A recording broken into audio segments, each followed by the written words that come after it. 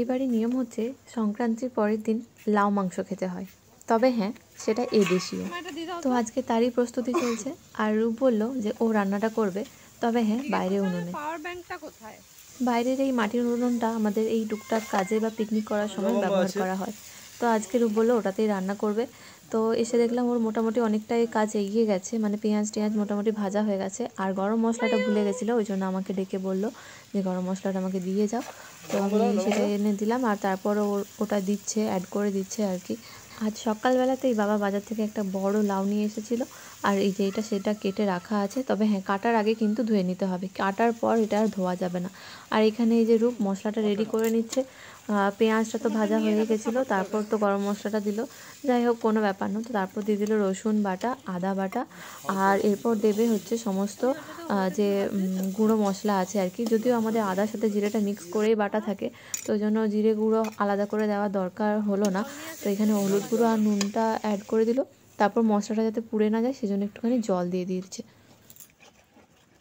এই দেশীয় লাউ মাংস বলার একটাই কারণ আমরা এই মাংসটা মাটন দিয়ে বানাবো, মানে ছাগলের মাংস দিয়ে। তবে এটা কিন্তু বেসিক্যালি গরুর মাংস দিয়েই বানাতে হয়, কিন্তু অনেকেই এটা এখন মুরগির মাংস দিয়েও আবার রান্না করে থাকে। আর দেখেছো আমার ব্লিডিং হার্ট কি সুন্দর লাগছে দেখতে।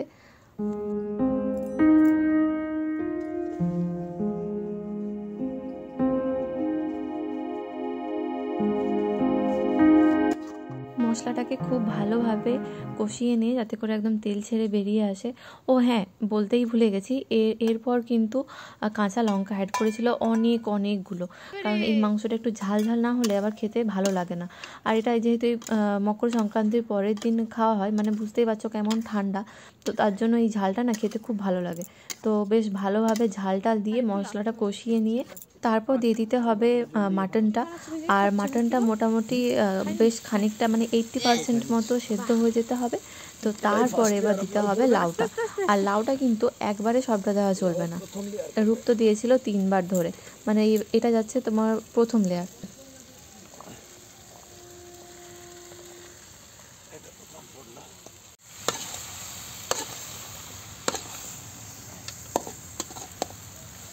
ঢাকা দিতে হবে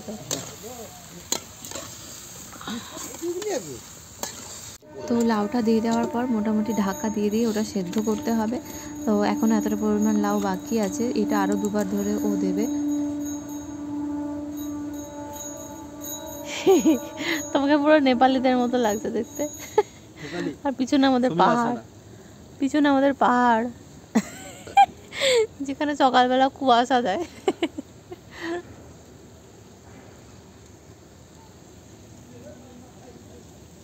হ্যাঁ না, হ্যাঁ না।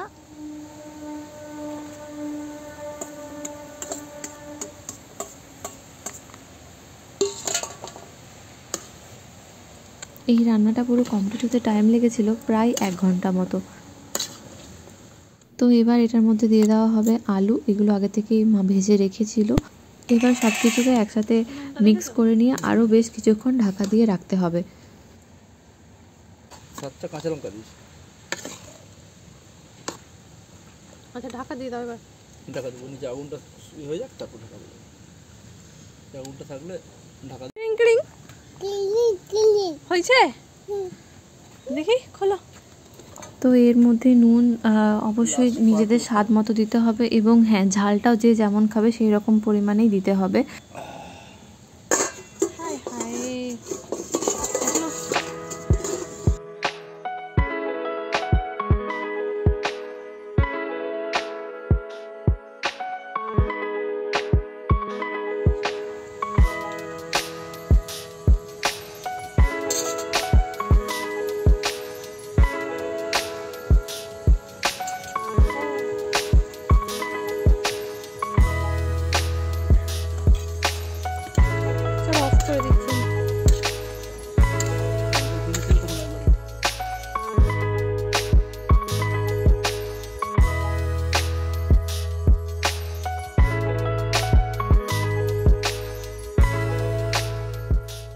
তো এখানে লাউ মাংস একদম রেডি হয়ে গেছে।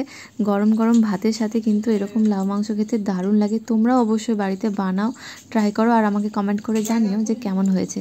চলো আজকের মতো টাটা, দেখা হচ্ছে পরের কোনো একটা ব্লগে।